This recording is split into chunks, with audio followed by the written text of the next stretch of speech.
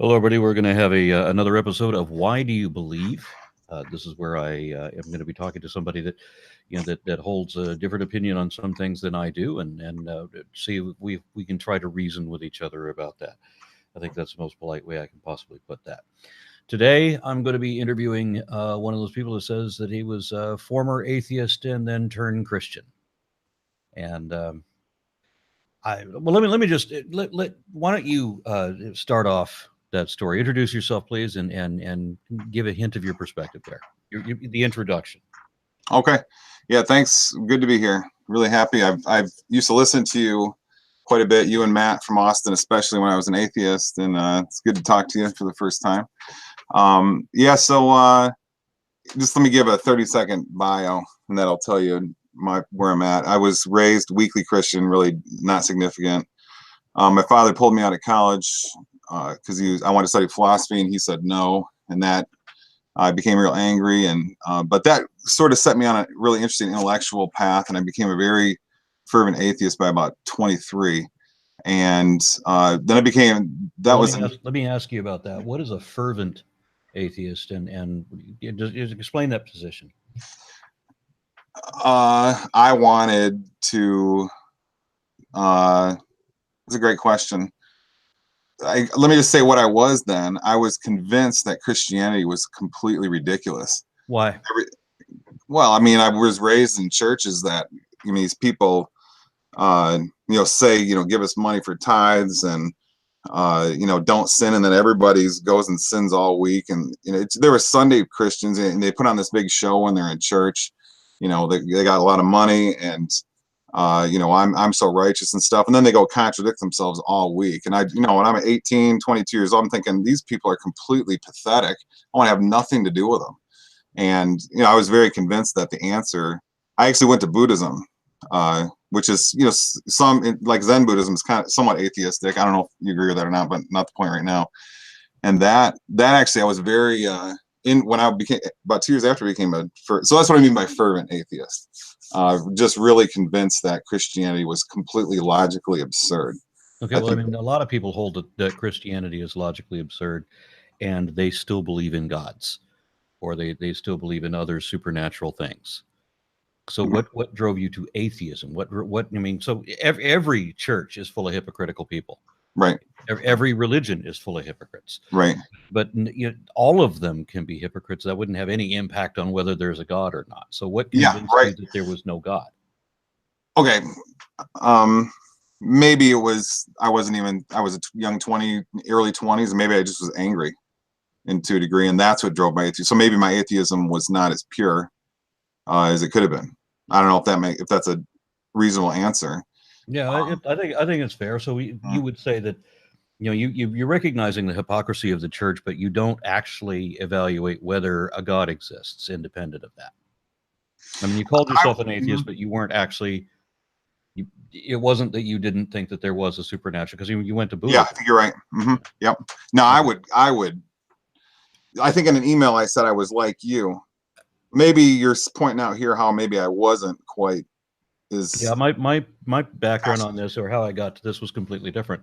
Yeah. Okay. I mean, I recognize that every religion was full of hypocrites as well. But I was fooled into believing that there were all sorts of supernatural things, and while I couldn't figure out how any of this worked, I grew up I was a child in the 70s, and so there was a lot of pseudoscience documentaries that are, they're showing how people are moving ball bearings around with their minds, and there's like all of these, and these are all shown on television, like on what is being portrayed as science documentaries. Now they do the same thing here recently, here in the 90s.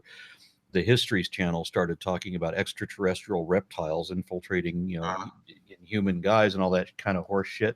But it's that sort of thing that I was watching as an impressionable child. And so I thought there was scientific evidence for these supernatural things that I couldn't work out. And I was very interested and fascinated in these things. And I started studying them. And then one by one, I mean, just everything that I once believed in, I found out that there was, not only was it, a lot of them turn out to be hoaxes, but I mean, the very best that I could say for any of them was that there was no truth to it. I mean, there's nothing, if you can't show that there's any truth to it, then why would I believe it? So you're saying if it's not in the realm of science, why believe it? And I think that's Not a just fair in statement. the realm of science. I think it's fair, though. Why would you ever believe anything that there's no truth to it? Yeah. Well, let me go a little further to get to the point. Anyway, I was really sort of Buddhism and atheism. I was on that path, and that really was from my early, maybe 24, 25, until about 36 years old. That was really what I was. I became a professor. Let me clarify, professor. I wasn't a full professor. I was an adjunct professor, which is really, quote unquote, is not a real professor. But I taught in, Grand Valley State, Western Michigan, University of Michigan. Yeah, University of Michigan Dearborn, I had a tenure track spot, but I taught critical thinking there. That was a great place.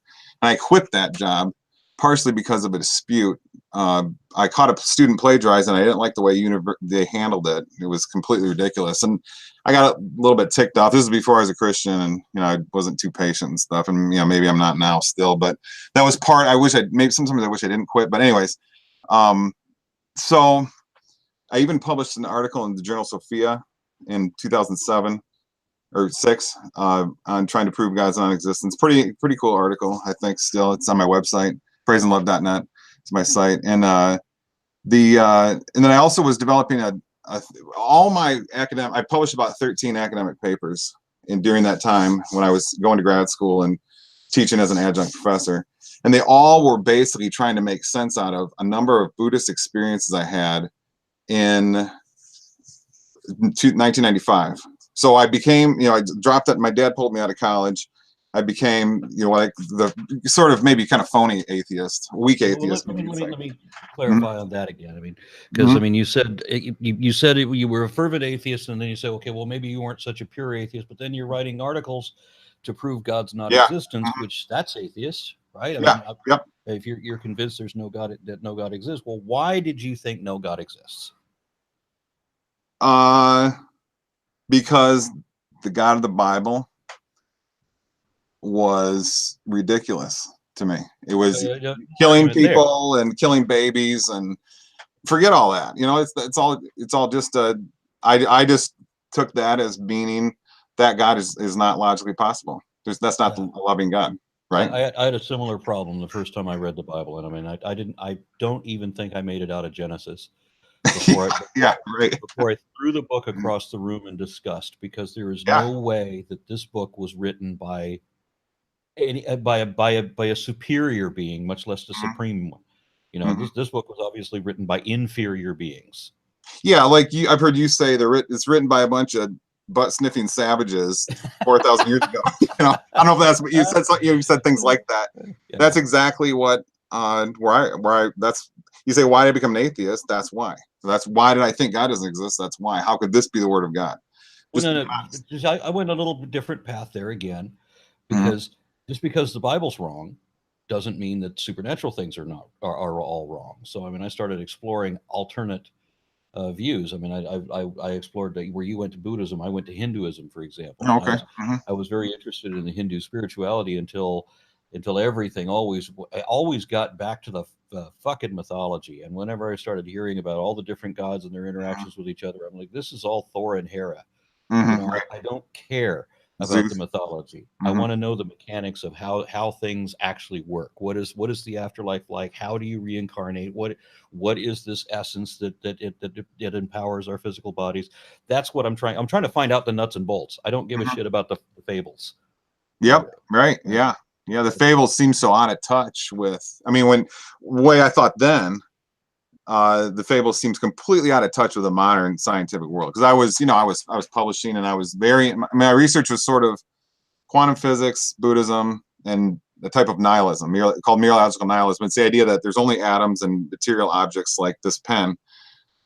I see it in my mind, and there's a grouping of atoms, but it's not really an actual thing. It's kind of like the flock of birds is not one thing, it's 20 birds. So you can say that there's only atoms. So there's a type of I think Buddhism poisoned your thought.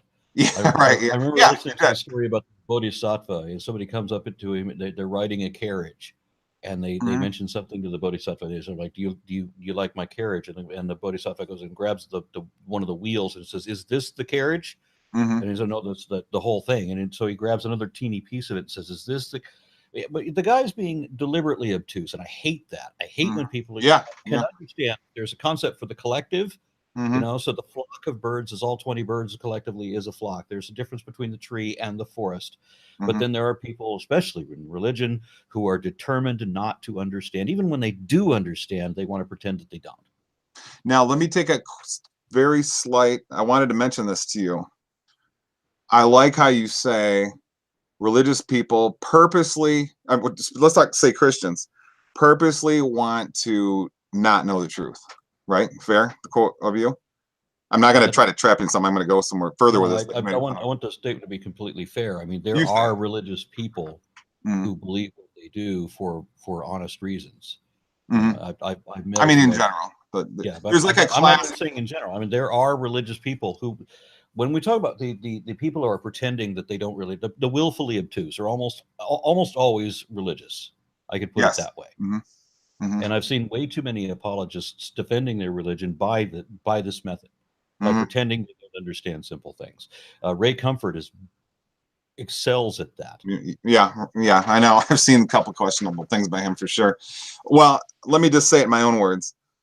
I think there's a very large segment of Christians out there who don't care about the truth, and that's roughly something similar to. I'm not going to quote you though. That's my quote. Well, that's a fair statement. I would agree with you. There's a whole lot of people. There's a whole lot of Christians out there, and there's a whole lot of other believers too in other religions who don't care what the truth is. They just want to believe what they want to believe. It's the most frustrating thing. Let's go one step further, and I think you'll like. I think you'll really like this. If that's true, if there's let's say some 90%, 95% of Christians are, the lazy, backsliding, don't really care about what the truth is. Show the truth to them and they don't care, reject it, even if they can see with their own eyes. Wouldn't it be the case that they also don't care about the truth of their own Bible? And they'll just... Well, yeah, absolutely. I mean, how many Christians actually crack the thing open? I know so many people that's my point. Who profess to be so much more moral than I am. Why? Because they're Christian and I'm not. Okay, well, you've got felony convictions. You're on your fourth marriage. You're an alcoholic, drug addicted, fornicating. Watch TV all. The Bible says pray all the time to watch TV all the time. You don't know what a creed is. You've never cracked open the Bible. You don't care what it says, but you're better than me because you put the little cross around your neck, and that's it. That's what makes you better. And they will think that they're better than you. It says in Philippians 2:7 or 2:4 or something, imagine others as better than yourselves. And man, you don't meet many Christians doing that. I see a lot of proud Christians, and it just, it's like what we said a minute ago. You show them a verse like that, and they're not going to change their lives. And most Christians aren't acting different than anybody else. Maybe even kind of a lot more horribly. Look at prosperity gospel. You got to think that these people are not reading the damn Bible. I mean, right. What was Jesus saying about a rich man getting into heaven? I mean, what do they do? Just like a Sharpie marker that they just blot out the parts that they don't want to pay attention to. Obviously, what's happening is that they're not opening the book at all.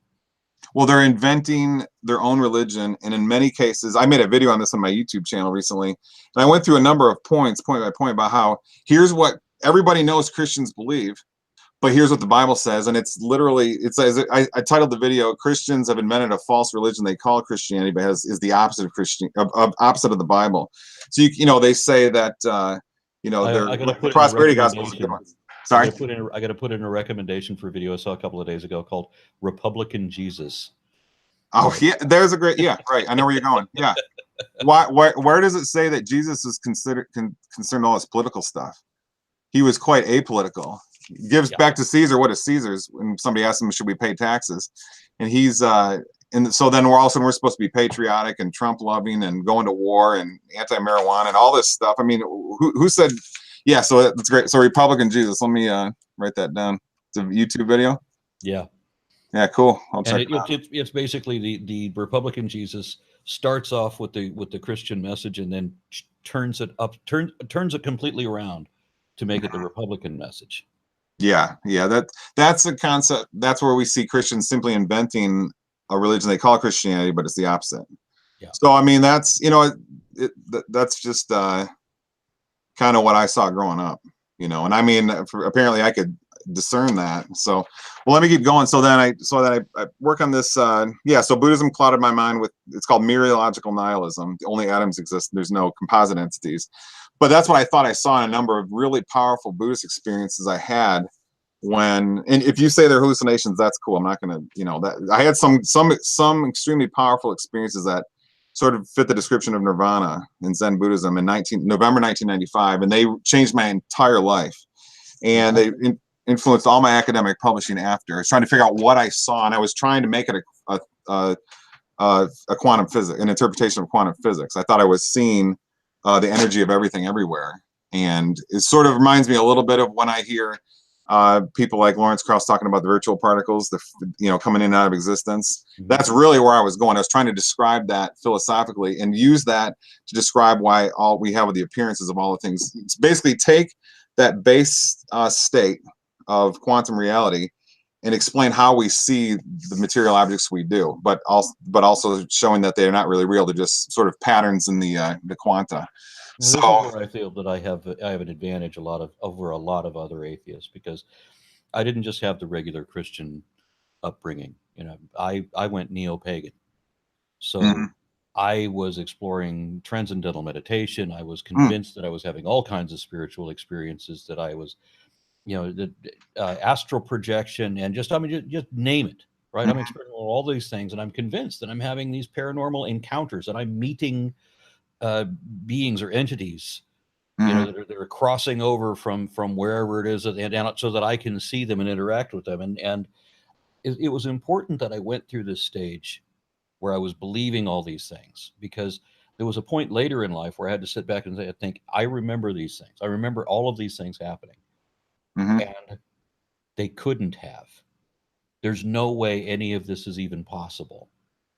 And that was a hard thing to realize, that I remember it. I mean, and it was like all the evidence that I needed in the world, and everybody's religious convictions are all based on some personal experience like this.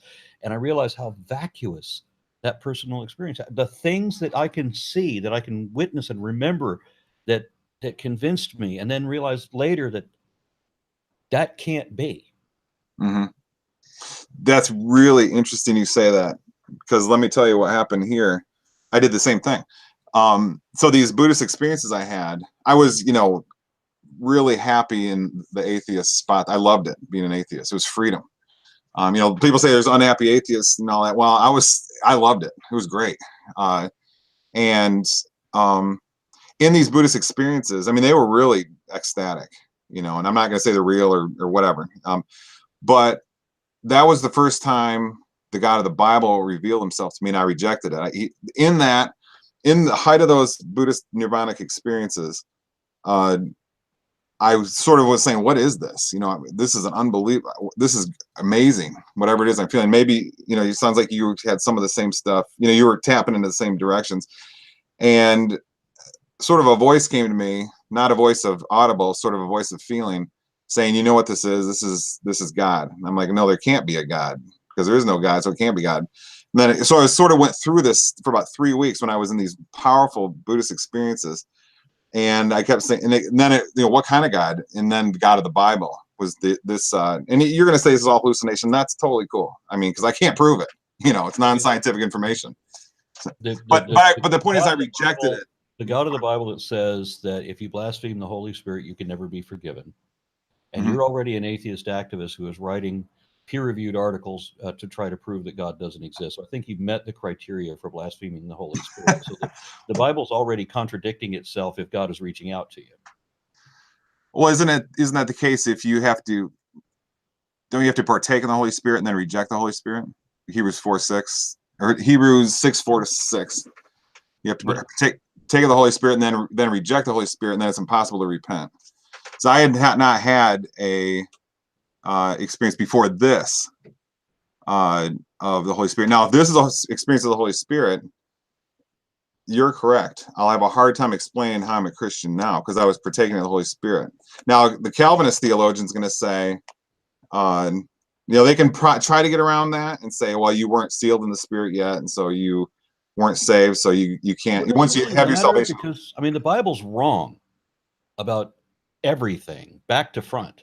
the Bible's wrong. The Bible's just, it's not just wrong scientifically and historically, it's wrong ethically and morally. It's wrong every way that anything can be wrong. Nothing that it says happened, and everything that it recommends are things that it should prohibit, and everything that it prohibits it should allow. I mean, the book has got absolutely everything backwards. So if there is a God, and this was my first thought, when I first thought in questioning my faith as a 12-year-old boy, when I realized that the Bible was not the Word of God. The Bible is a piece of trash written by people. And I'm demanding in prayer that God, who I still believe in a God, it will say, I was demanding he explain this chunk of shit. How is it that this Bible, it says that it's from him? Obviously, this is not from a being of wisdom. This is not from something that knows what the earth looks like standing from any other perspective. This was written from people that had never seen anything but the shores of this earth. I hear you. Yeah. Well, let me keep going, and then let's come back to that. Let me just not belabor this. So anyway, all this stuff. So I reject. I'm like, no, this can't be God or whatever I'm seeing, or whatever it is. This can't be anything to do with Christianity. So I reject it, and I sort of go into a long-standing atheist phase, which lasted until I was about 36. And then at that time, for a number of reasons that really just had more to do with my path in philosophy, I became interested in the idea of trying to prove if there could be a creator with pure logic. And I was really still kind of an atheist, but I was sort of interested in that idea for some reason. And it really was not, that kind of lasted from 2006 to 2010. My wife she was kind of a Christian before, but she became really a practicing Christian in 2007. And we got along and stuff with that. I was like, whatever. And in 2010, she said to me, why don't you just try praying? Because she's been saying to me, pray, just try it. And I'm like, yeah, whatever. And, and she said, why don't you just try it? If it's the truth, don't you want the truth? And if it's not real, nothing will happen. So I'm like, okay. So I thought about that. Sorry? If it's the truth, then prayer is not the way to find it out. Because prayer is begging the question. It's assuming the conclusion. Guaranteed, and this works for every religion. It doesn't matter if your God is true or if your God is completely made up. If you're talking to the spirits of your dead ancestors, or the telepathic connection to the reptiles from the Sirius star system, whoever it is that you're praying to, whatever imaginary being that you start talking to, pretty soon they're going to start talking back, even if they were never real. Well, that's essentially what happened to me. So she said that to me before I'm leaving on this long trip. So I'm thinking about it in this car ride for 3 hours, and I get to this hotel parking lot at 12 at night, and I'm like, you know what? All right, I'll try. So I do this prayer. It roughly goes like this. I say, all right, if there's some mind that created everything, I'm talking to you. And I'm like really believing. I'm going to give this a try if this is real or not. And I'm like, what's the deal with this stupid invisibility thing? You create us and you can't see. And I'm like, I'm not going to believe anything I don't see. I'm an empiricist, and I'm not going there. If you want me to believe in you, you're gonna have to show me clear as day who you are, and then I'll believe. I'll do whatever you want. I'll serve you forever, or whatever. I didn't put it in that way. So let's just think about that for a moment, because that was a huge deal for me too. I realized when I still believed in God, that the concept of that God will punish me if I don't believe in him.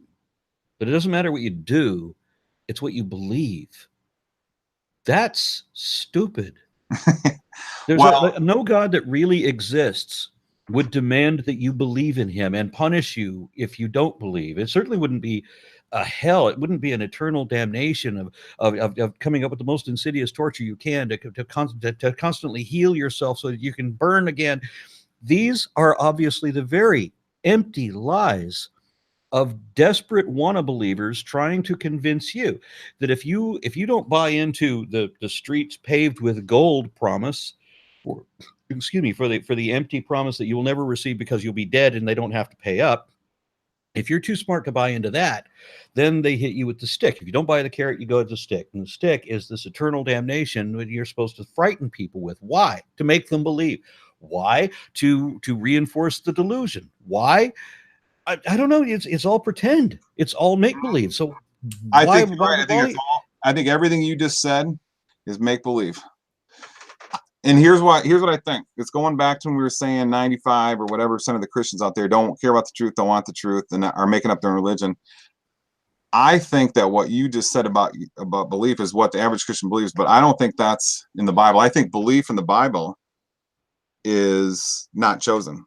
I mean, I don't think that there's, if you Google, like you've said to me, Google verses. How many times does Jesus say that you have to believe in him? You know, it doesn't Yeah, matter what but the he very never first. says choose it. There's Yeah, no verse in the Bible that says choose God.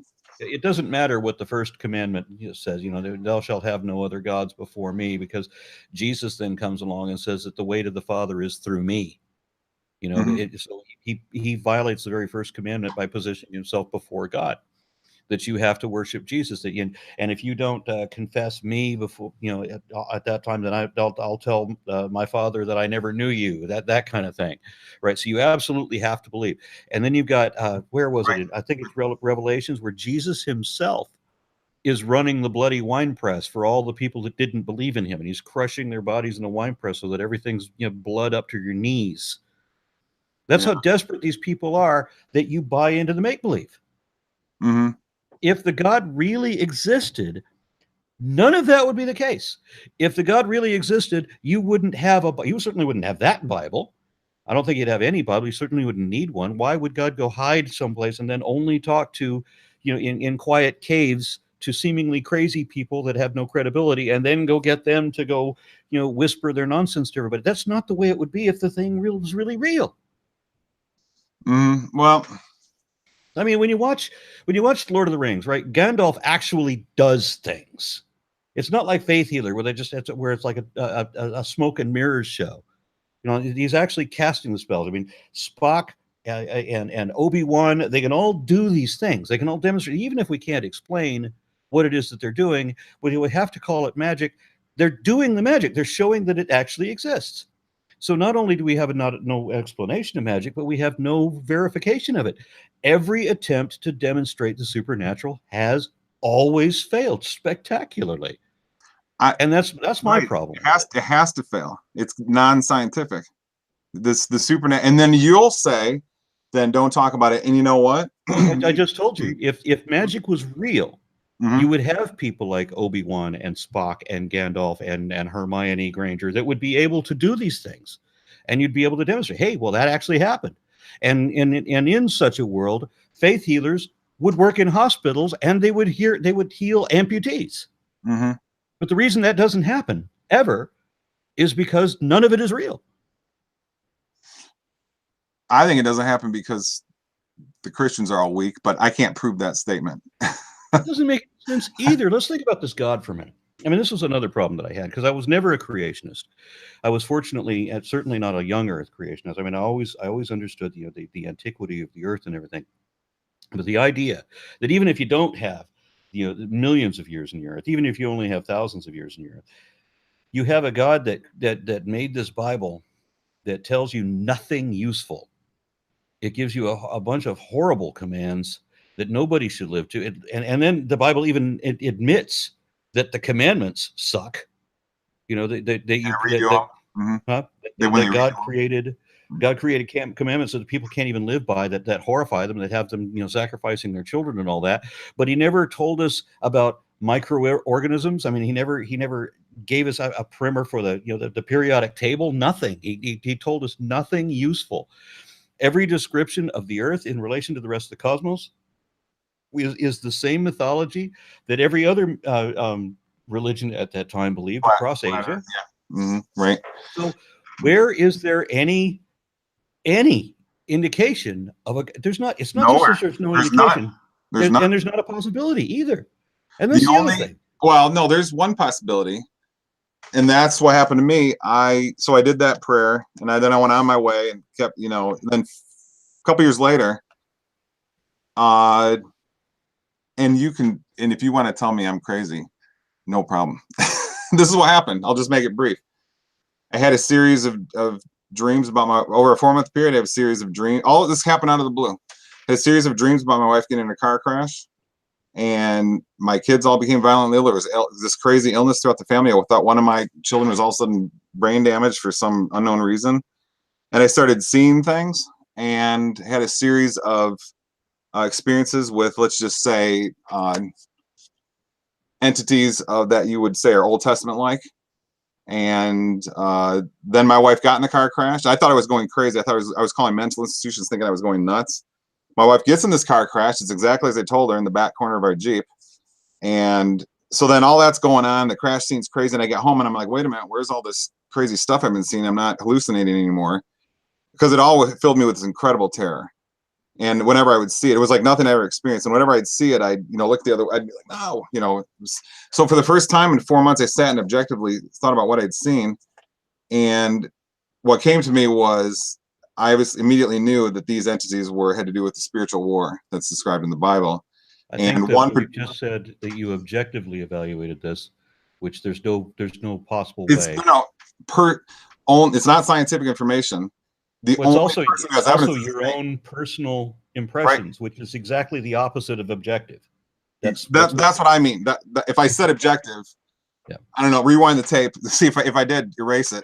I don't mean that. It's personal. It's it's non-scientific information. It's not shareable to you. You have I can't prove it. No evidence. And to really, like you say, if you don't have any evidence, shut up. And I don't disagree with that at all. But that's why I made the turn. I used to think that there was psionic powers, because everybody believed that. Even all the atheists who watched Star Trek and Star Wars all believed that people had telekinetic telepathy, that they could move things with their mind or whatever. Everybody believed that. So here I am thinking that there's some kind of truth to it, and everybody tells me that the mind can do more than just the chemical synapses going on. That somehow it has some effect on physical objects, or reaches a wavelength we can't yet perceive that connects with other minds and whatever. And so there's a communication going on here. So I'm thinking that there's telepathy and telekinesis both possible, and I'm working out the math. How does this happen? How does the brain move a physical object? There's just that, and I tried to theorize every possible. There's no mechanism. There just isn't. Right. One. Yeah. There's no way to do it. And then the idea of a soul, that was the killer for me, because even if there's a concept of a God that could potentially be real, which so you mean soul that's not identical to consciousness, different. Because what's the purpose of believing in this? Every religion that qualifies as a religion according to its adherents and its critics believes that there's some essence of self that survives the death of the physical body to continue on in some other form, whether it's to be reborn in another body, or whether it's to go off to nirvana or heaven or whatever, different concepts. But then realizing that there's no animation of the physical by the ethereal, to realize that everything that operates your body and everything that even generates your thoughts are entirely chemical, that there is no ethereal component to that, and there's not even room for it. So that was another problem that I had in realizing that there's absolutely no truth or possibility for the soul. Well, if I'm thinking of the number 2 right now, and I've got a thought in me, the idea is that comes from neurons. But if I look inside my consciousness, this is what philosophers have been battling about this for hundreds of years. If I look inside my consciousness, I don't see that number 2. So that makes some philosophers say we have warrant to at least make the hypothesis, wrong word, make the theory that I would say theory is the wrong word. Okay. Essentially, in my understanding, that a theory is a hypothesis that has been proven. That's not technically correct. Yeah. No, that's fair. I go with that. Yeah. But it's effectively correct, because what ends up happening is when a hypothesis has withstood a battery of tests and has always passed, that it's gone through the gauntlet, so to speak, and then it's elevated to the level of theory. Effectively, that hypothesis has been proven. So you'd hold something like string theory. That's mathematic theory. I give no credence to theory. String theory is not a science theory. Amen. I totally agree. Yeah, I know. I think that string theory, I like all that stuff. I was just watching this I like Lawrence Krauss a lot. I disagree with him on stuff, obviously, but I think all this philosophical stuff that's entered science is really kind of an emergency, especially in physics, because they're just, unless I'm stupid and it's really going to lead to some amazing situation where all this theory leads to empirical discovery, it's kind of trashing the purity of science in a lot of ways. They should make a separate department of universities called mathematical physics that's non-scientific or something. So anyway, that's a side note. Cosmogony and theoretical physics do seem to go that way. I mean, I'm in at the advantage that evolution generally seems to more it more involves economics than anything else. Economics, like social dynamics. Is that No, it's just the way that the body, when we talk about population genetics, or the way that the body constructs itself, what is the give and take and what is the cost? There's cost benefit evaluation. So there's a lot of economics in evolution. So I mean, like what was it, I think his name was Nash, that comes up with the theory. I can't remember what the hell the theory the game theory guy. And it had applications in evolutionary biology. Yeah, tit for tat. I'm very familiar with that. Yeah, that's interesting, and that has amazing predictive power.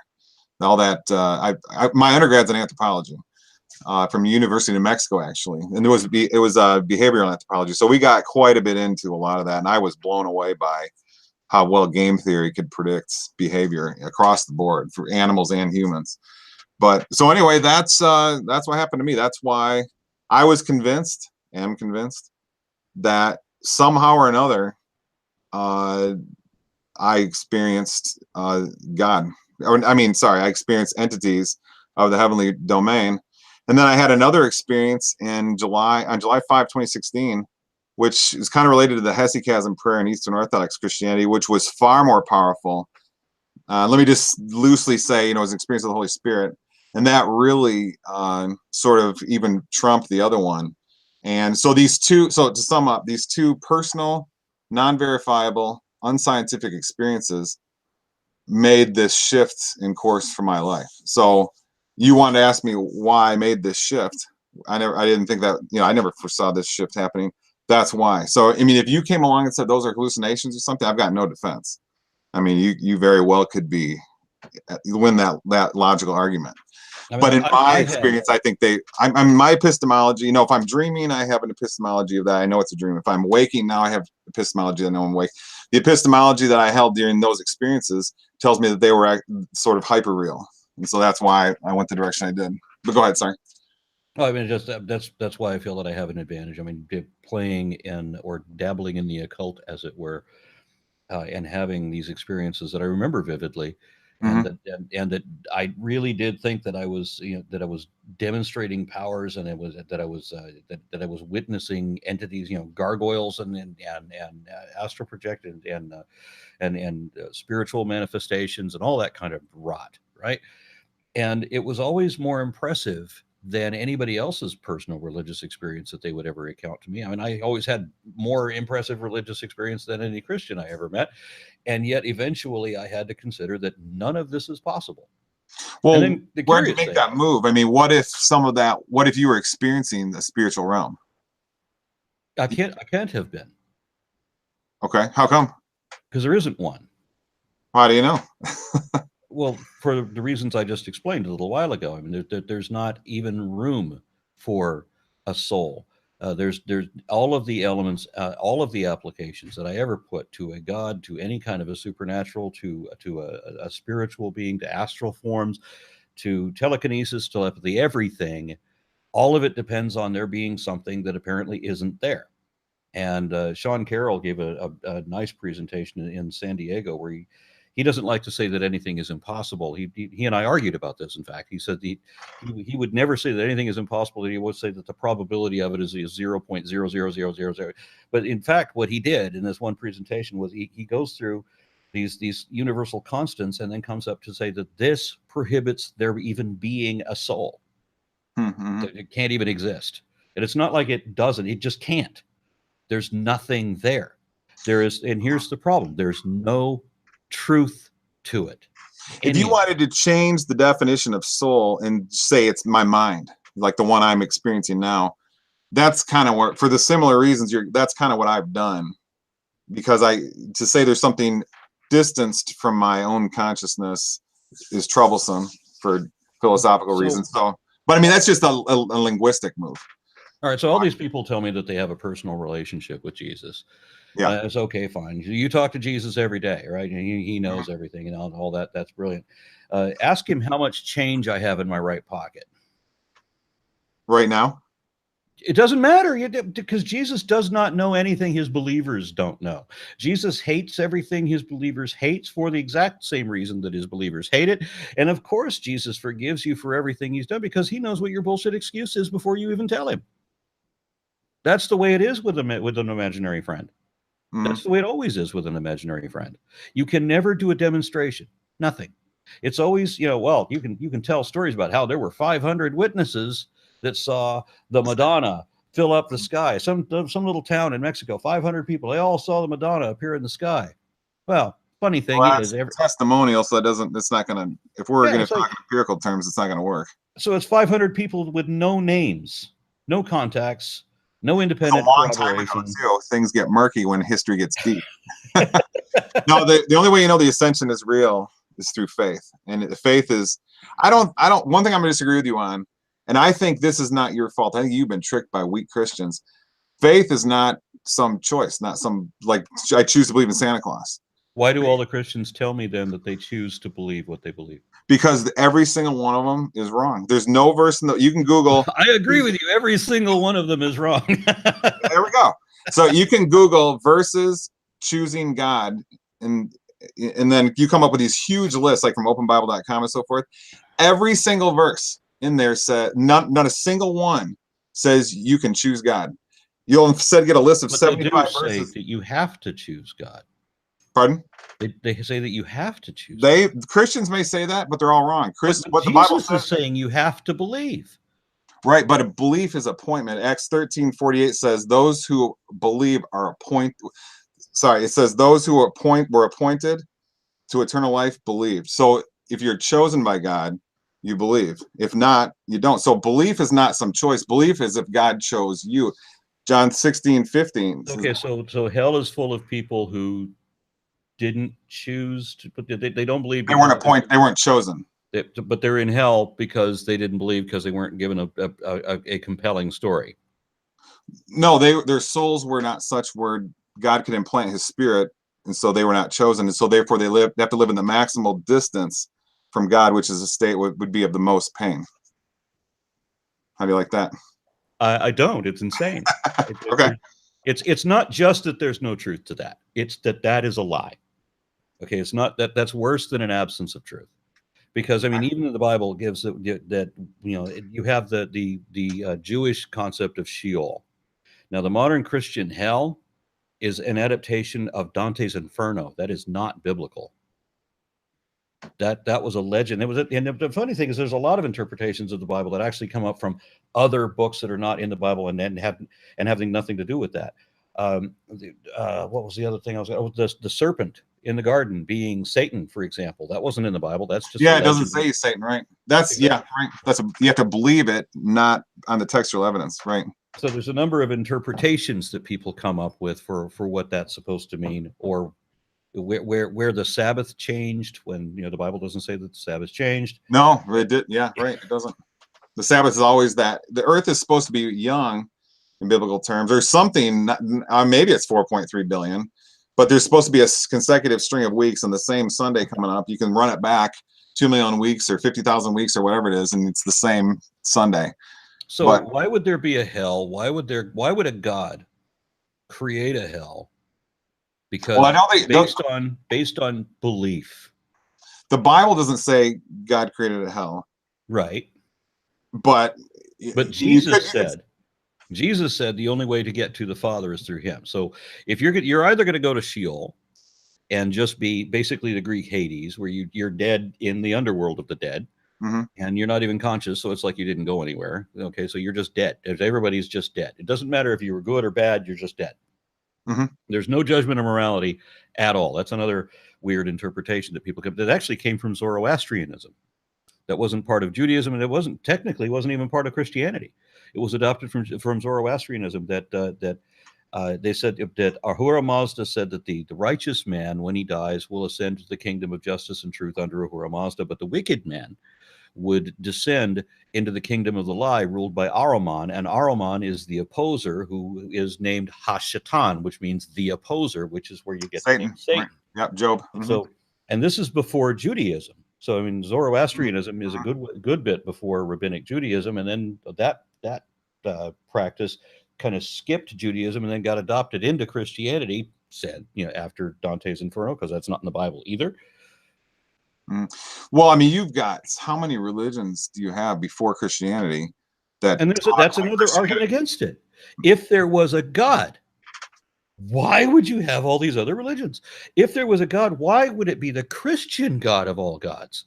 You have to have so God creates all these souls before the universe, and then he predestines them all. Which does not make any sense.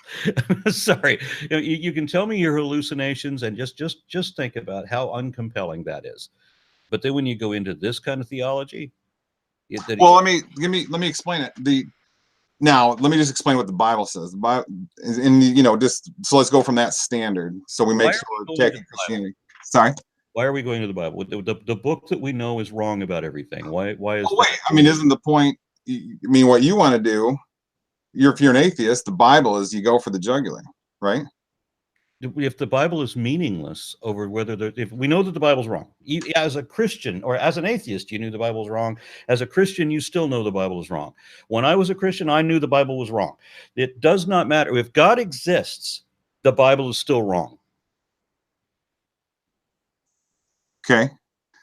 So, I mean, the Bible's been proven wrong. The Bible's wrong. God could show up next to me and God is going to have to say, yeah, that's snakes don't talk.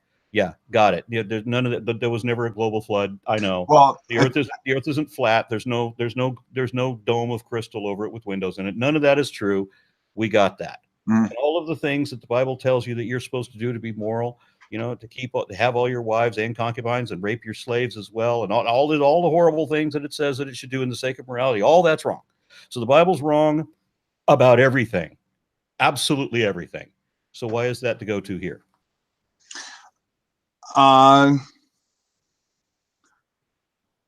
Because let me carefully choose my answer here, so I am being truthful from my own position. Because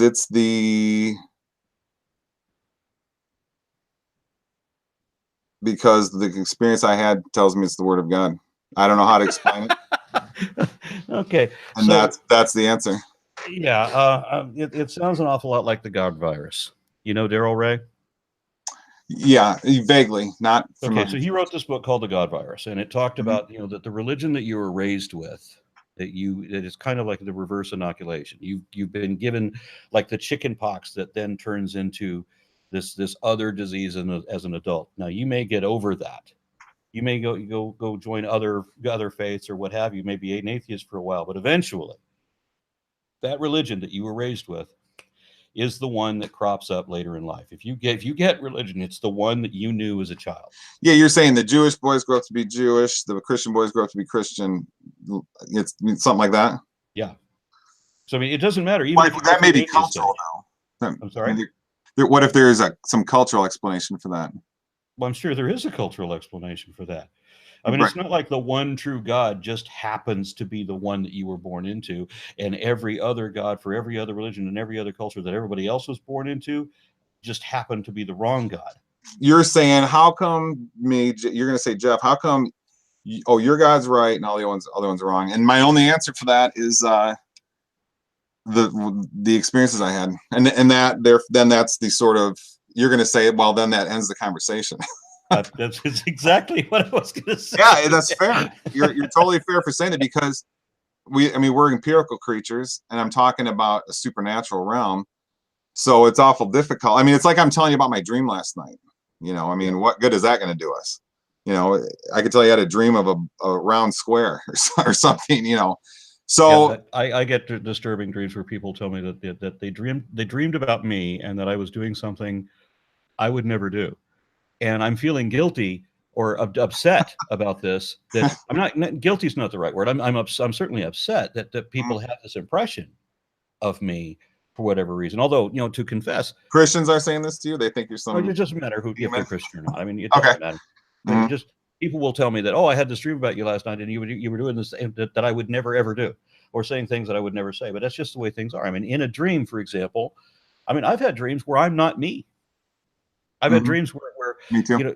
all the people in my life are supposed to be the people that are in my life, but they're actually not. They're people I knew years ago, or they're somebody I saw on television once, or whatever, something like that. And there's this weird little mix, and then nothing in a dream makes sense, Mm-hmm. and it doesn't have to. That's Mm-hmm. why it doesn't matter. That's why let me tell you about this dream I had. Well, unless it's hysterically funny, don't waste my time. Right. Yeah. No, I mean, to understand the world, we need empiricism, and religion is not empirical. Sorry? I prefer rationalism. Okay. What do you mean by that? Well, empiricism, it means that you is what you said earlier, that you're not going to believe anything you can't see. But with rationalism, that's where that's what I hold. Sorry, go ahead. Yeah, rationalism is that there are ways of, people always throw at me like, you can't see atoms, and there's no way. People have actually said you can't see air. Say, how do you know it's air? Yeah, it's pretty damned easy, Yeah. There are ways of verifying the existence of things that we cannot see. There's gamma radiation that we can use in telescopes to see things that the regular spectrum won't see. Your experience is empirical, just a different sense than sight. But I mean, I know that's in that demonstration. Mm-hmm. But even things like I'm doing a demonstration to show the thing that I can't see. I still can't see the air, but I can demonstrate that it's there. Mm-hmm. And people want to say that you can't prove, and people have argued this, that I can't prove that atoms exist. Because you can't see them. Nobody's ever taken a picture of one. So you get, well, in point of fact, they have taken pictures of atoms, but that's beside they actually arranged some atoms to spell out IBM. Yep, I've seen that. Yeah. Yeah. So, but that's beside the point. Way it's before hard to see what you're looking at, but yeah, I buy that you're looking at atoms. So way before that, they'd already worked out a whole bunch of different ways to verify that atoms exist. So, it's nice to say, that it's all atomic theory, so we don't need to worry about nuclear bombs. That's just a theory. Yeah. Well, the idea that, we were talking about the predestination theology, that's sort of the whole message of the Bible. And that's what your modern Christian not only won't talk about, won't know about, they'll tell you the opposite. They'll tell you that I said it, I was watching the 700 Club, and I said this prayer, and I chose God, and now I'm going to heaven. Every single point in that sentence. You watched the 700 Club not to just get angry? Dude, I don't watch it. If I did, I would just get angry.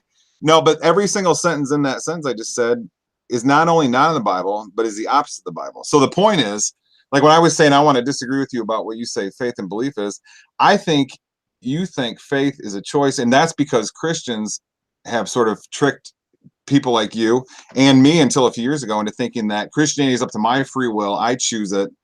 And that's completely absurd. That makes no sense. And it's not in the Bible. Yeah. And if you don't believe, you go to, if you don't go to, you don't go to heaven, you can't be accepted, right? You're going to be in a place of gnashing of teeth at some place. There's always a threat.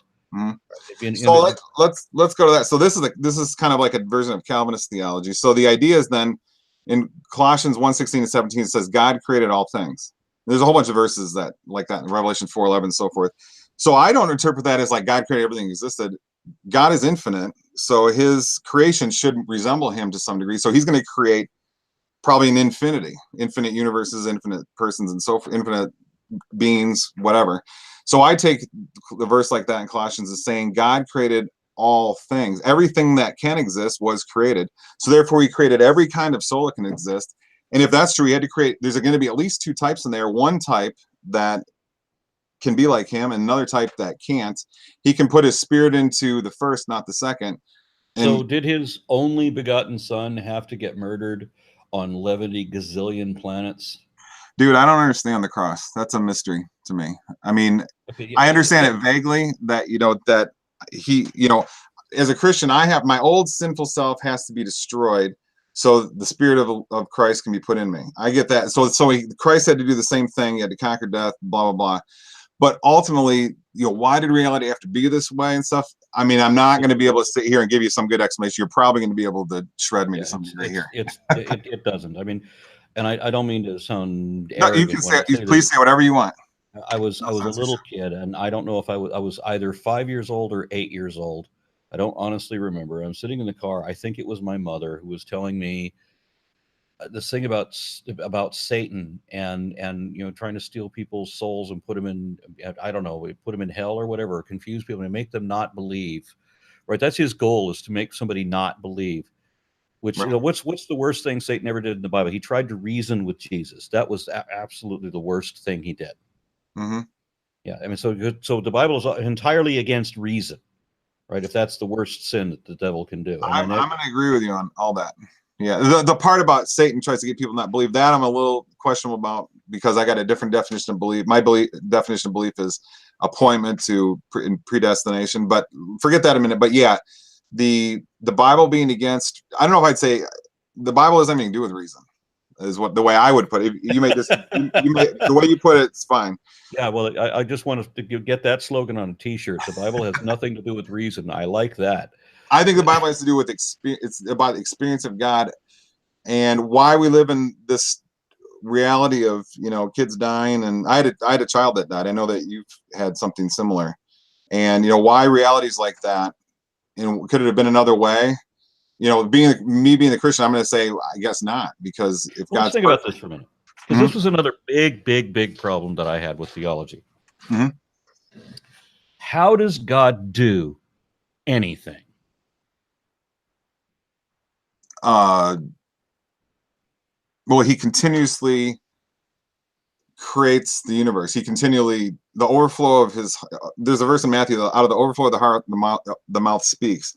So it must be the case that God is continually at every moment speaking the reality into existence. Okay, so this just got less interesting. But, no, well, then take it where you want. Make it more interesting. Don't go there then. Go where you were. Here's the thing. I mean, if you lose your keys, you pray to God to find your keys, or if you find your keys, whether you prayed to him or not, you thank God for having found your keys, right? Well, what did God do? Did he hide your keys in the first place? Did he direct you to go look? Why would he let you look all over the rest of the house before you finally turned over that couch cushion to find your keys? To get you to pray. What if it failed? What if you didn't pray? But you still say thank God anyway, right? And then for the big football game, you don't think they're praying on both sides? Why is it God is on both sides of every war? Dude, how do you like that stat where most people's prayers, like they do polls, like what do you pray about? And people, my football team wins. I mean, I hear. I mean, so one person gets an A on their test that they studied for, or that, you know, they survive a surgery because they have trained surgeons and technicians there, and so they give God the credit for that. But when a child is abducted and everybody in the family is 100 people and they're all desperately praying, really for their earnest, everything they've got, they're putting into this prayer, and that prayer fails. But finding your keys or winning the game is okay. Dude, that right there is the big question. I mean, that makes people an atheist. Here's the big answer. Go ahead. The big answer is, it's all in your head. There is no God. There's not even a possibility of a God. There's no afterlife. There's no soul. All of that was made up. And we know that it was all made up. And there's no way to demonstrate it because it's all fake. Absolutely all of it. And the sad thing is that just within Christianity, which, like I said, if there was a God, it wouldn't be the Christian God. But just within Christianity, we've got 30,000 denominations because everybody's writing it themselves. And that's why you have the Calvinists making up their story, and you have all these other... True, you're right. Sorry, go ahead. I'm done. Oh, okay. The abducted child, the people praying earnestly, and then they get their keys prayer answered, but not or maybe they coincidentally found their keys, or but the abduction doesn't get answered. The only thing the faith healers get off scot-free, right? And there's always special privileges. That stuff's all non-scientific, though. I mean, people always want to say it's scientific, but it's not. Faith isn't scientific. Faith is experience of God, and that'll never be demonstrated. People can try to do all their apologetics and all that stuff. It'll never convert anybody to Christianity. The apologetics won't, and it'll never prove God, because God is supernatural. You don't prove the supernatural with the empirical. Well, you could. If the supernatural was real, you'd have Obi-Wan and Spock and Gandalf and Hermione demonstrating those abilities.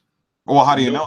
How do you know that you have a supernatural creator that wants to be hidden, or maybe detectable just to certain people? Or obviously, it doesn't want to be hidden. I mean, there's no reason for it to want to be hidden. There's no reason that God can make planets and dinosaurs and everything that humans can't make, but He can't make anything humans can make. So he has to instruct people on how to build his tabernacle, and how to adorn Aaron with all the proper arraignment, with the jewels and the finery, and exactly how beautiful and wonderful and wealthy the priests of his the Bible's very explicit on how people are supposed to go through these rituals and show all this devotion and give up all that they have and the best of all their food and everything. Well, that goes to the men of the cloth.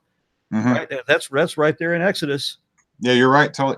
Now, what I was going to say though is, in my opinion, God is only hidden to the eyes. God is not hidden to ears. All right. The mind's eye, the mind's ear. So there's a way to perceive God then. Yeah, just not. It says there's a number of verses. And that's kind of you're gonna be able to shred me on this, because a lot of people saw God with their eyes. All through like 70 different people, and all at once. So and then there's another passage where it says that no man can see me and live, yet there's a half dozen people that have seen him face to face. Okay, I'm just going to say you got me. I don't understand that. Because the Bible's written by people of different religions, and that it was just all kind of cobbled together. And when things don't make sense, they just say, well, you got to read it in the Spirit. But that particular example is a pretty good one you've got. To say, even to read the Bible in the Spirit, that is a genuine crux. Ezekiel sees God, but in 2 Timothy 6:16, no man can see God and live. Is it the case that he could in the Old Testament and he can't in the New? I don't know. I mean, it's a genuine crux. And how is it that Jacob won, even when God cheated by punching him in the nards? Yeah, the Old Testament. Yeah, I mean, we could get to the more direct point. How can God be killing all these people in the Old Testament? I mean, it's not, a lot of people say God killed everybody in Canaan. And I'm like, wait a minute. Go read Genesis 1 through the end of Judges. God is killing tribe after tribe. Some people just have a profane altar that goes to heaven, and God wipes the whole tribe out for that reason. And let me give you the Calvinist answer, and then I'll let you counter shred or whatever. I don't think I've got it in me anymore. Those are people that are of that were not chosen. Now, why are there some that are not? Because some, to create all kinds of souls, you have to have at least two types: those that can't be like God and those that can. And that's why you've got these two types of souls that exist in the infinity of souls that exist, as I was saying before. So you have to have a place to put certain souls. And apparently, what I would say is that God deemed in some circumstances time's up for some of those who are non-elected for salvation.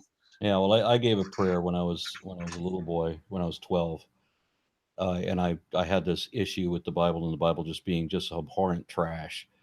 And I remember asking God that if he didn't explain himself and distance himself from the Bible, that that if the Bible is correct about who God is, then I want nothing to do with him.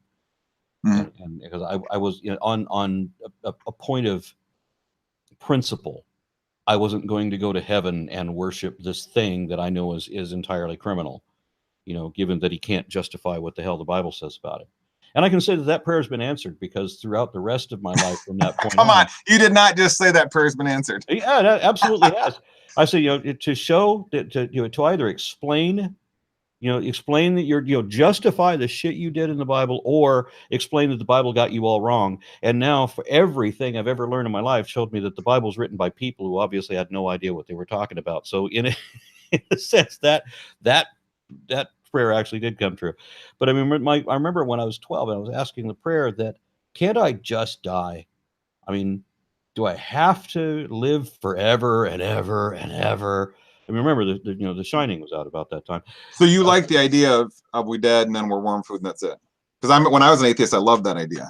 I don't know that I love the idea. I mean, I'm certainly going to miss out on things when I die, but I don't want an eternity of little Anthony Fremont. What do you mean? What do you mean? My favorite episode of The Twilight Zone describes the Christian God. It's a little boy about 6 years old who has infinite powers. Whatever comes into his mind is what happens.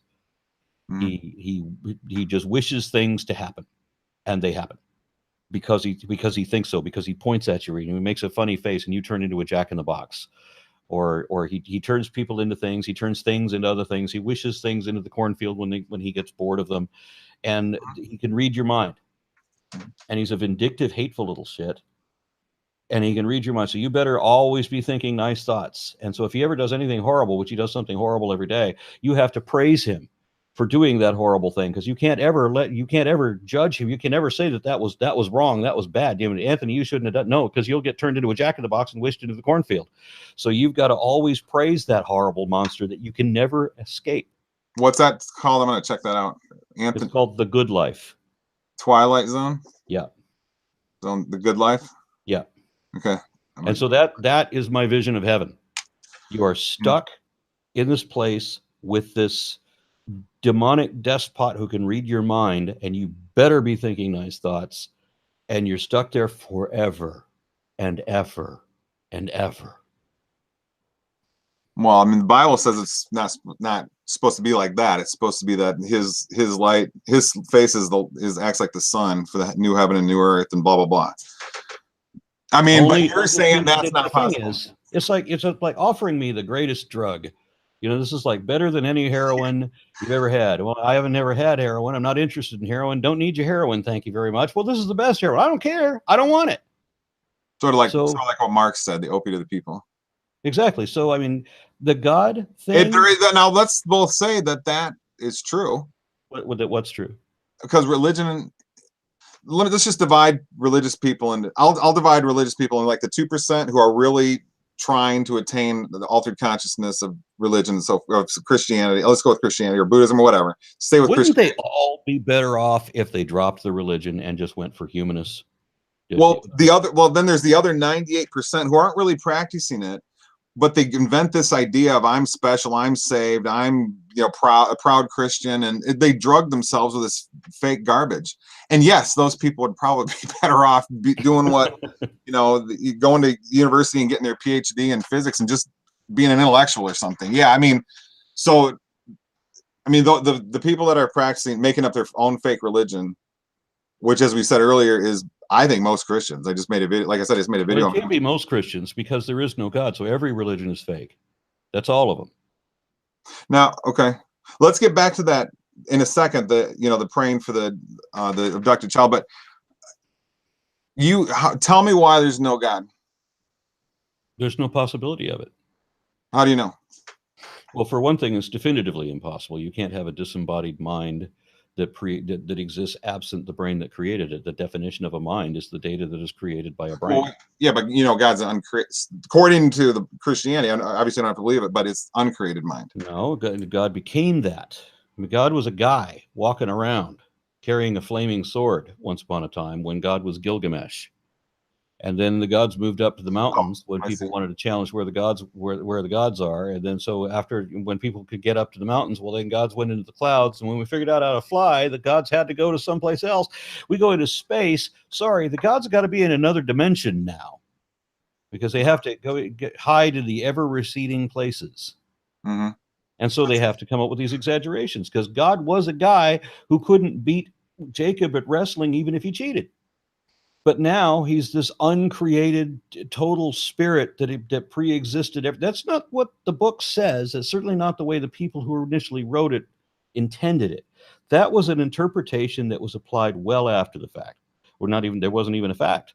It was just well after the original story. So that we have exaggerations based on assumptions. And that's it. You're saying that New Testament God and the Old Testament God contradict each other. The Old Testament God was a volcano. And little more than that. At some point, Yahweh became melded with Aron Ra, and then you have a combination: volcano god, air god, sun god. You got the trifecta. Then you're done. Once you became a sun god, well, then people can see you. Once you became an air god, well, then you can. They feel the spirit. They feel your spirit everywhere that they go.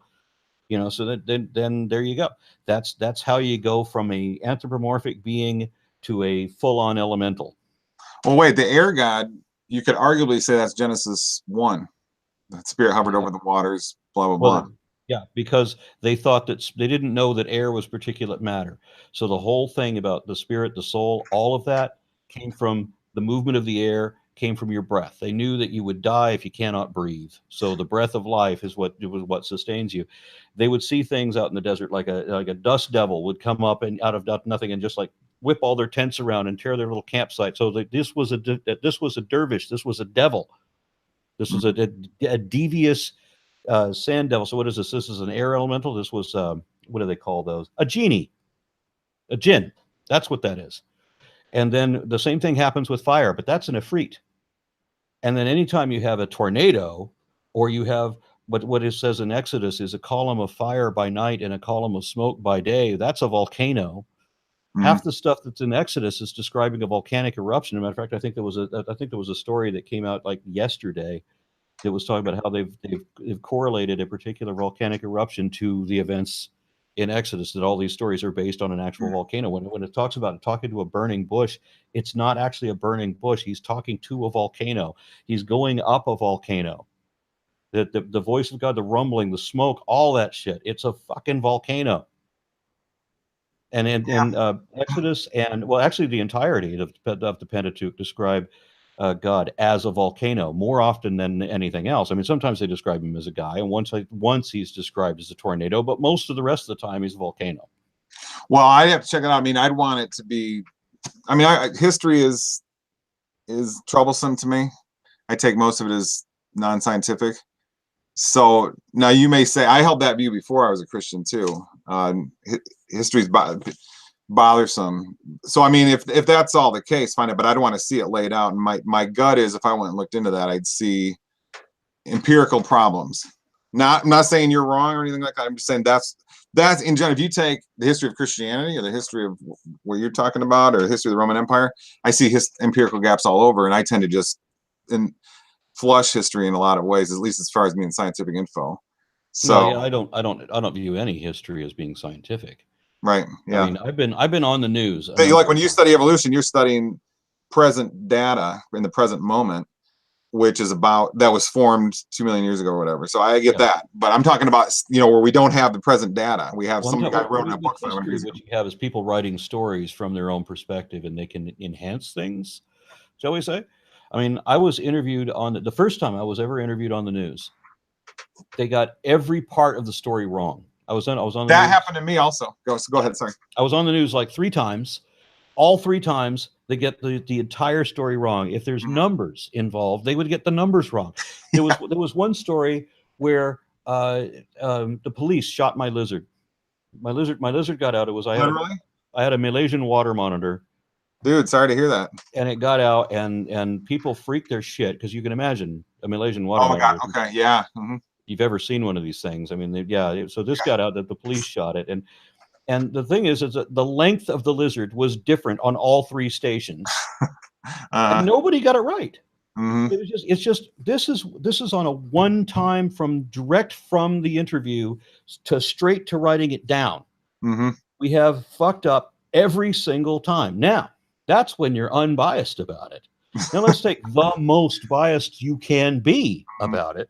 Mm-hmm. And let's distort it a gazillion times, so that you have somebody that starts out as a fever dream somebody had, or when they discovered, maybe they found a burning bush and it happened to be opium. Who knows?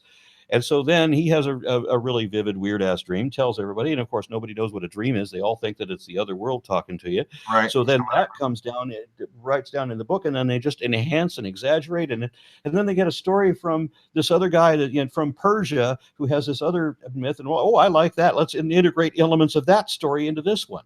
Mm-hmm. And that's why you have 2 different sets of commandments, for example, because they ripped off from Exodus 20 through Exodus 23, at least. They had ripped off about half the stuff they had was taken from Hammurabi's Stela of Law, mm-hmm. which was like 500 years earlier. But they just lifted it right off of that, and then they integrated it with some other Jewish law, and then somebody else says, well, you have to have these Jewish laws in there too, and now you got 2 different factions warring with each other, so now you got to have 2 tablets. Mm-hmm. You have to have one set of 10 commandments, which I don't know why they call it 10. There's 14 in Exodus 20, and they're all bad. Every one of the commandments is bad, and there's like dozens of commandments between those first 20 Exodus 20 through 23, and then he comes back down with the second edition, and the second edition is completely different shit. Let me try that. Okay, so the idea is here that everything in the Bible, it would appear, I mean, you would not be unfair to say, looks like it's a different version of what was already written several times before. Yes. Right. The only way I would know to explain that, as far as what the Bible would say, is that it says in the Bible that all of creation, I mean, when you have humans are predictable creatures. If I'm hungry, you can predict I'm going to go search for food. If an animal's hungry, you can predict it's going to go search for food. Like, say I go to my refrigerator or whatever. And ritual is predictable. I mean, Jane Goodall saw monkeys doing ritual, kind of look like a religious ritual, and then of course you say, well, that's evidence that it evolved, and it's not some response to some creator or something like that. The only way I would know to explain that in terms of the Bible is where it says in the Bible several places that creation is crying out to God, let every creature that has breath praise the Lord. The whole earth is filled with his glory, blah, blah, blah, blah. So you would have this, it's sort of like in chaos theory, the strange attractor, like everything is attracted by the second coming of Christ. The world is being prepared for it. That is it's reverse causation, pulling everything towards it. And in the same way, everything is pulling itself towards God now. And therefore, you're going to have the same structures of behavior showing up all over the place because they're corrupt to some various level of degree, corrupted activities of humans trying to get to their creator. That's the only way I would know to explain that, and a different idea of saying that it's just all the past causing the future and people writing down the same story. The thing that I like about science is that the purpose of science is to improve understanding, and there's a method about the world, just whatever you're studying, there's a way to improve your understanding of it. But with religion, you don't have that. Right. The reason you don't have empirical analysis that you can test with shared experiences. The thing is, you've got all these people making up all these different concepts of God or different gods or whatever, and what you've got is you're just blindfolded, throw in the dart, and then you draw the bullseye around wherever it hits, so that's why there are. I think you're totally right. You're totally right.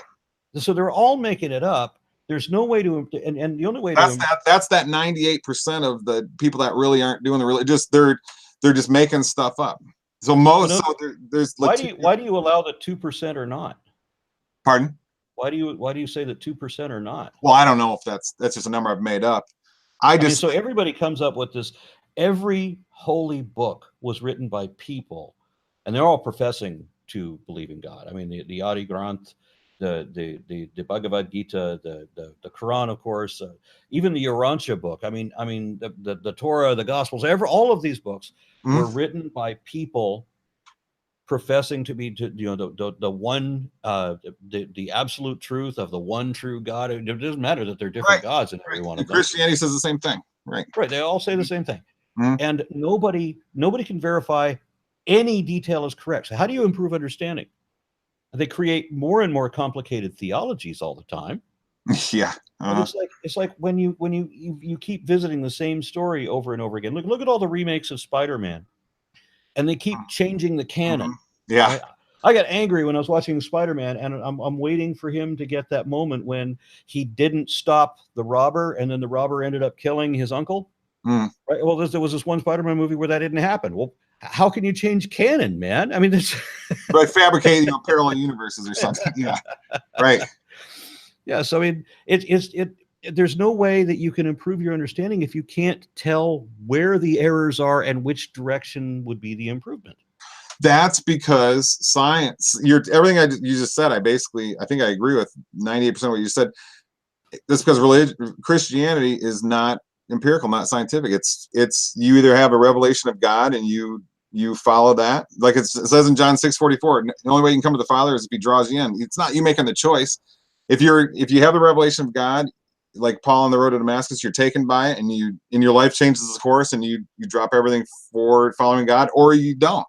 All right. And I'm going to have to interpret that a little different than I think you intended. I was born in '62. There was quite a lot of people lamenting over Vietnam at that time. Yeah. So with this, you're either chosen to go with God, or you're allowed not to. So I didn't get a draft notice, so I'm good. Tell me what you mean by that. I think I know what you mean, but the way that you're describing, the chosen versus not chosen. Right. Being chosen by God is equivalent to being drafted. And Yeah. fortunately, I didn't You get said drafted, one so. time, yeah, that's interesting. Never thought of that. You said one time God's playing both sides, like he's playing a game of Risk on both sides. Yeah.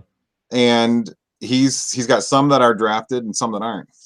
And the only way I know to explain it is using verses like Romans 8:29 and saying there's this time where God created all this, he created all souls that possibly exist. Then he looked at them, and then by that foreknowledge, he predestined. Some were condemned and some were glorified. And if he creates all souls, there has to be those two types: those that are implantable by the Holy Spirit and those that aren't. And so the ones that are drafted are the ones that the Spirit can be put into. Well, I have a much, much simpler explanation. Let's hear it. Yeah, that's the human consciousness can be a very deceptive thing. I cannot defend anything I'm saying in scientific terms. You could sit here and say everything, Jeff, you said is based on your silly hallucination. I got nothing. Yeah. I mean, I would be in a position where if there's a possibility and you haven't demonstrated a probability, but you've demonstrated a possibility, then at least I have something to consider. I wouldn't believe. What do you mean by that? What do you mean by that? I would say what? What can you explain that? I didn't understand what you meant by that. Okay, so you can't just say that anything is possible because there's lots of things that are not possible. No, okay, I didn't say that. Right. Yeah, I'm not saying that you did. Okay. But in order to say whether something is possible, there has to be some precedent or parallel or verified phenomenon indicating that such a possibility exists. So, I mean, we have to be able to show that there's a there. Is it possible for any of them? There's nothing about any theology, nobody's concept of God has any demonstrated possibility at all. But if there was a possibility, let's say you've demonstrated a possibility that it is possible for a God to exist, but you haven't demonstrated that it is probable that a God actually does exist. That would all just be murky philosophy if you even tried to do that. If someone was to do that, I've seen people do that. Let's try to make it look probable that God exists by some wacky theory. What I'm getting toward here is I would be in a position where I would say that I don't know if I believe that or not. Yeah. Okay. So maybe it did. Maybe it happened. If it's possible, and maybe it happened. Maybe it didn't. And it's frustrating to me that a lot of other people don't realize you don't have to make a commitment to believe or not believe. That you can withhold judgment. Withholding judgment means you still don't believe, but at least you're open to the possibility. Or if you show me some indication. I'm not going to be like so many of the diehard creationists will say that I'm determined to disbelieve in God. I'm not determined to believe that at all. Although I wouldn't say that about you. But anyway, go ahead. Okay. Well, I need something to convince me, and then there's a gray area where maybe it happened, maybe it didn't, but that isn't, just because it's possible doesn't mean that I'm committed to that idea. There needs to be something that justifies that. I need to see a truth to it. So there needs to be some. You can tell me that like the example you gave a little while earlier. Well, that whatever that demonstration is, that's consistent with my idea of this, so that makes it evidence of that. Well, it's not evidence. It would be consistent with that idea, but there's an opposing idea that it would be consistent with that also. The way these monkeys are behaving, is it because that religion is something that we evolved, or is it because they're actually tapped into the God thing and they're practicing the ritual? The same thing. That two different hypotheses, which neither one is testable, so neither of them count as hypotheses, but it's consistent with either explanation. So you have to keep your mind open to either explanation if they're possible.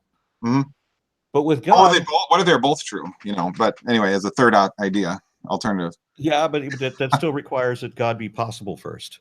No, I hear you. I think that again, to repeat, the only way that you can have knowledge of God is the way I did. And you don't have knowledge of God then, because knowledge is demonstrable. I would have the opposite opinion, though. I would say just like I know I have a thought right now that you can't verify. I know I had an experience. I mean, I know I'm thinking of a soccer ball right now. Okay, well, then argue this. Argue this. I would say that if you can't verify the accuracy of your claim to any degree at all, by any means whatsoever, then you cannot actually know whatever it is you think you know. What if I have a direct experience, but it's not science, not empirical? I can't. It's not shareable. The accuracy to any degree at all, by any means whatsoever, then you don't know it.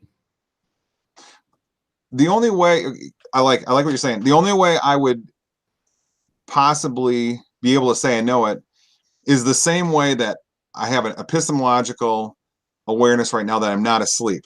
I could be asleep. I could be dreaming right now, but I don't think I am. And to the degree that I'm going to move on with my moment-to-moment life here on the belief that I'm awake.